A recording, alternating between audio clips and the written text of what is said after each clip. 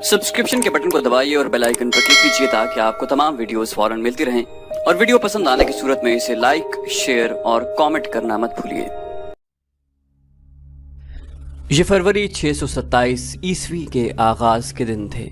मुख्तलिफ कबाइल के लड़ाका दस्ते मक्का में जमा होने लगे। इन कबाइल में सबसे ज्यादा फौज गुतफान की थी। उसकी तादाद 3000 थी। 700 आदमी बनु सलीम के थे। बनु असद ने भी खासी फौज भेजी थी, जिसका सालार तुलैहा बिन खुलेद था। कुरैश की अपनी फौज की तादाद 4000 प्यादा और 300 घुड़सवार और 1500 शुतर सवार थी। इस पूरे लश्कर की तादाद जो मदीना पर फौज कशी के लिए जा रही थी कुल 10,000 थी। इसकी कमान अबू सुफियान के हाथ में थी। अबू सुफियान ने इस मुतहिदा फौज को जमियतुल कबाइल कहा था। इनमें से कुछ कबाइल मक्का में नहीं थे। उन्होंने इतला दी थी कि जब लश्कर मक्का से रवाना होगा तो वो अपनी अपनी बस्तियों से कूच कर जाएंगे और रास्ते में लश्कर से मिल जाएंगे। खालिद को आज वो वक्त याद आ रहा था जब उसने मक्का से कूच किया था। लश्कर का तीसरा हिस्सा उनकी कमान में था।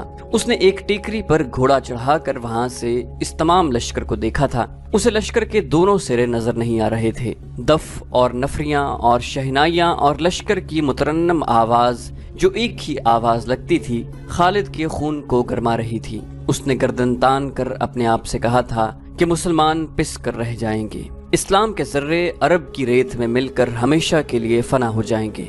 ये उसका अज़्म था। ये लश्कर 24 फरवरी 627 ईस्वी बमुताबिक यकम शवाल हिजरी मदीना के करीब पहुंचा। कुरैश ने अपना पड़ाव उस जगह डाला जहां उहुद की लड़ाई के लिए खैमजन हुए थे। वहां दो नदियां आकर मिलती थीं। दूसरे तमाम कबाइल उहुद की पहाड़ी के मशरिक की तरफ खैमजन हुए। कुरैश ने ये मालूम करने के लिए कि मदीना के लोगों को कुरैश की लश्कर की आमद की इत्तला मिली है या नहीं, दो जासूस ताजरों के भेस में मदीना भेजे। अबू सुफियान और उसके तमाम नायब सालारों की ख्वाहिश और कोशिश ये थी कि मदीना वालों पर बेखबरी में हमला किया जाए। लेकिन दूसरे ही दिन कुरैश का एक जासूस जो यहूदी था मदीना से आया। उसने अबू सुफियान को बताया कि मुसलमानों को हमला आवर लश्कर की आमद की इत्तला मिल चुकी है। मुसलमानों में खौफ और हरास फैल गया था। इस यहूदी जासूस ने बताया कि सारे शहर पर खौफ तारी हो गया था, लेकिन मोहम्मद और उसके करीबी हल्के के आदमियों की ललकार पर मुसलमानों के दिल मजबूत हो गए।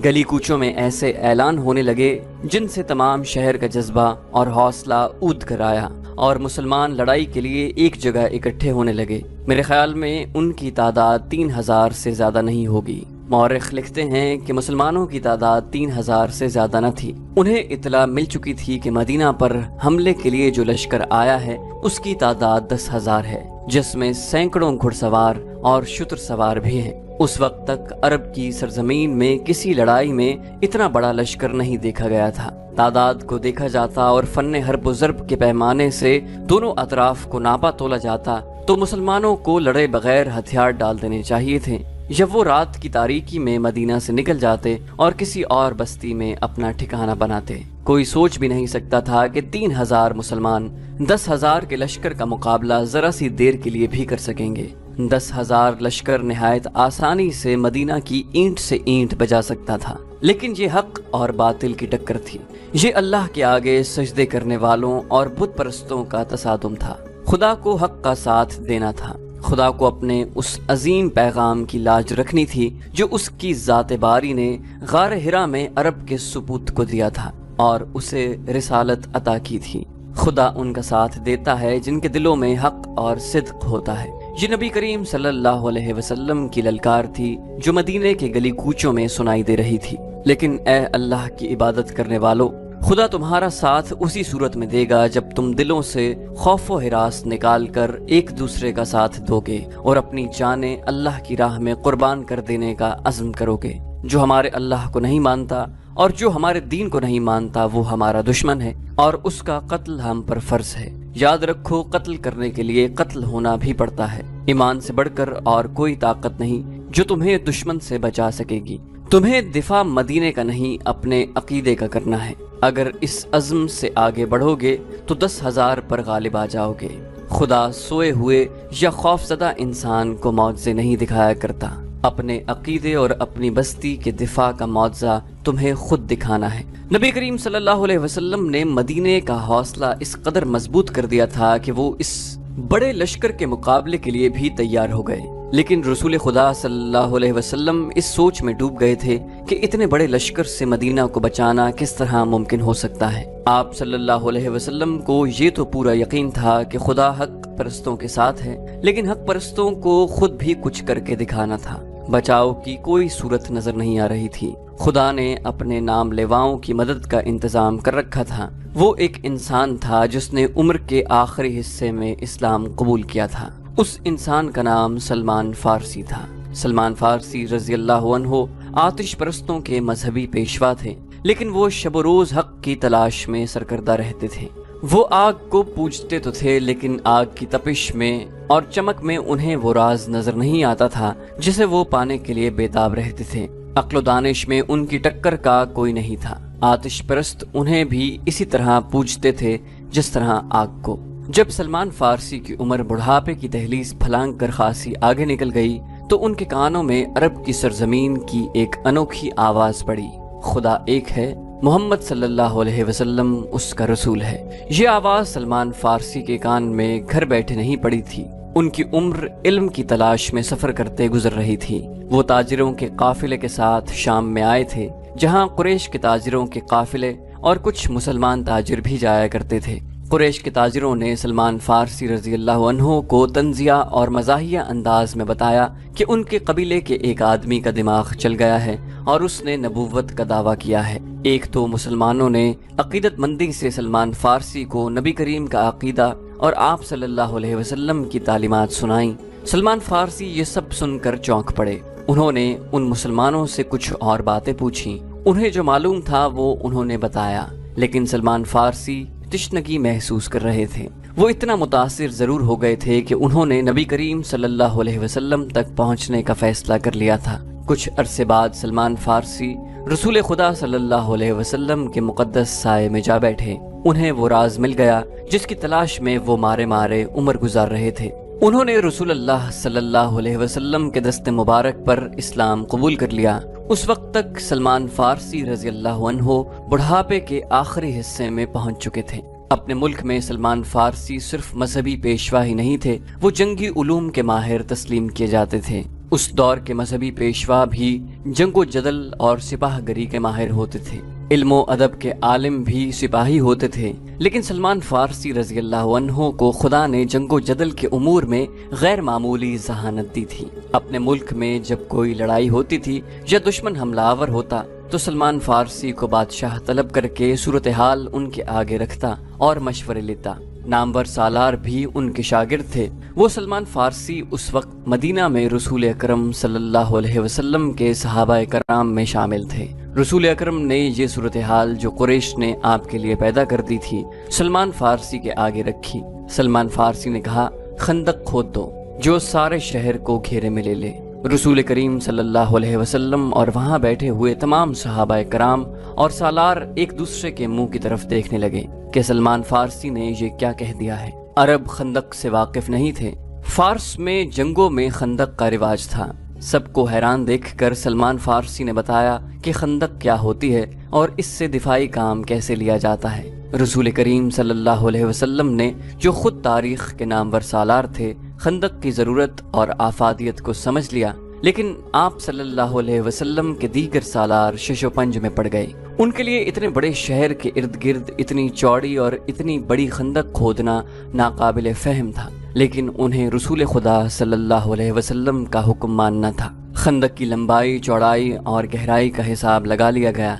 रसूल खुदा ने खंदक खोदने वालों की तादाद का हिसाब किया। आप सल्लल्लाहु अलैहि वसल्लम ने खुदाई का काम इस तादाद पर तकसीम किया तो 110 आदमी के हिस्से में 40 हाथ खुदाई आई। तो रसूल खुदा सल्लल्लाहु अलैहि वसल्लम ने देखा कि लोग खंदक को अभी तक नहीं समझे और वो खुदाई से हिचकिचा रहे हैं, तो आपने कुदाल उठाई और खुदाई शुरू कर दी। ये देखते ही देखते मुसलमान कुदालें और बेलचे लेकर नारे लगाते हुए जमीन का सीना चीरने लगे। उधर से उस वक्त के एक शायर हस्सान रज़ियल्लाहु अन्हु बिन साबित आ गए।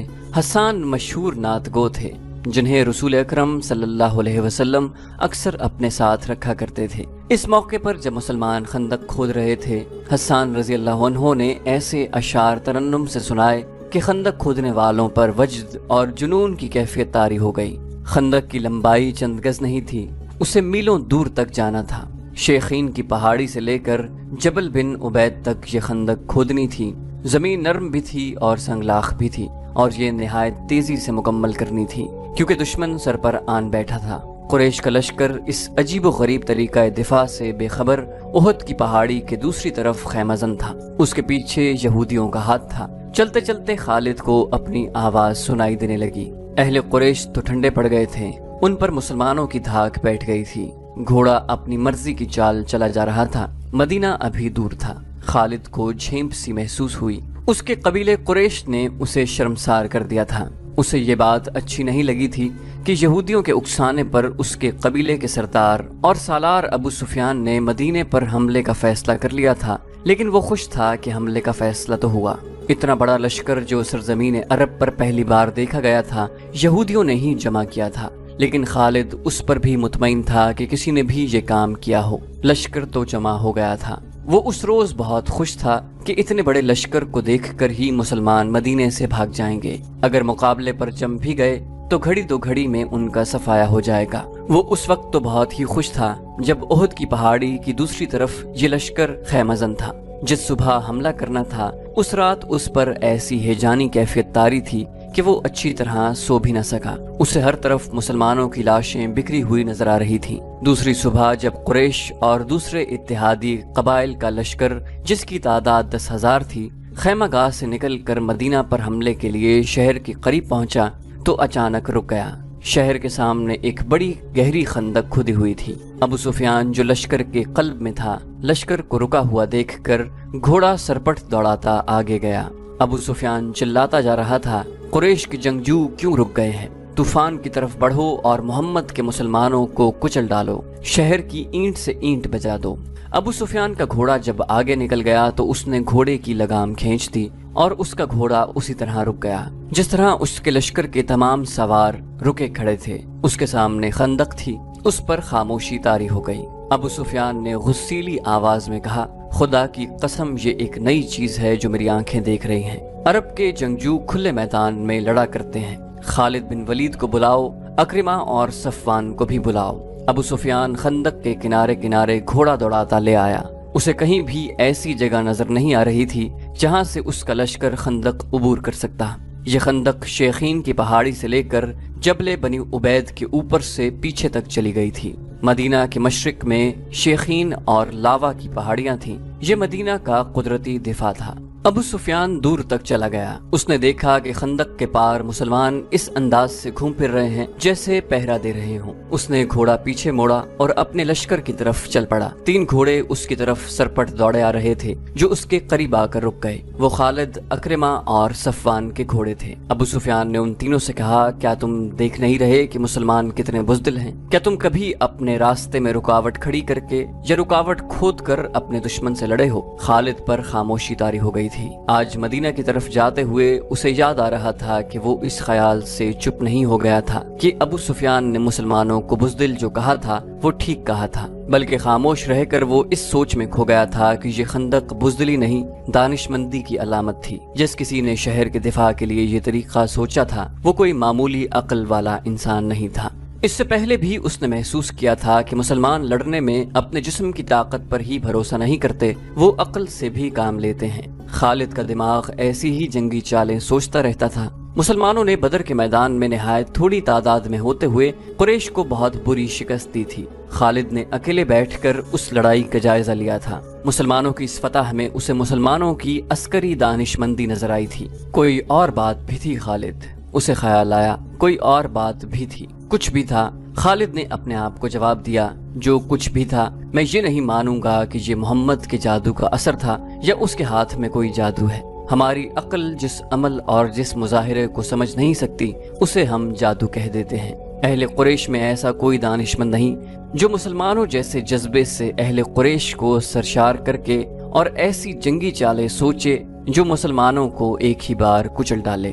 خدا کی قسم ہم اس لیے واپس نہیں چلے جائیں گے کہ مسلمانوں نے ہمارے راستے میں خندق کھود رکھی ہے۔ ابو سفیان خالد، اکرمہ اور صفوان سے کہہ رہا تھا۔ پھر اس نے ان سے پوچھا، کیا خندق عبور کرنے کا کوئی طریقہ تم سوچ سکتے ہو؟ خالد کوئی طریقہ سوچنے لگا، لیکن اسے خیال آیا کہ اگر ان کے لشکر نے خندق عبور کر بھی لی تو مسلمانوں کو شکست دینا آسان نہ ہوگا، خواہ وہ کتنی ہی تھوڑی تعداد میں کیوں نہ ہو۔ جن انسانوں نے تھوڑے سے وقت میں زمین اور چٹانوں کا سینہ چیر ڈالا ہے، ان انسانوں کو بڑے سے بڑا لشکر بھی ذرا مشکل سے ہی شکست دے سکتا ہے۔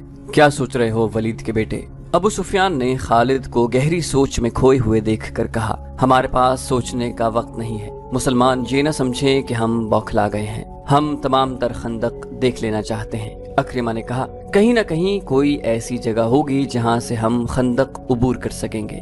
صفوان نے کہا۔ خالد نے خود اعتمادی سے کہا، محاصرہ، مسلمان خندق کھود کر اندر بیٹھ گئے ہیں، ہم محاصرہ کر کے باہر بیٹھے رہیں گے، وہ بھوک سے تنگ آ کر ایک نہ ایک دن خود ہی خندق کی اس طرف آ جائیں گے۔ ابو سفیان نے کہا، ہاں، مجھے یہی ایک طریقہ نظر آتا ہے جو مسلمانوں کو باہر آ کر لڑنے پر مجبور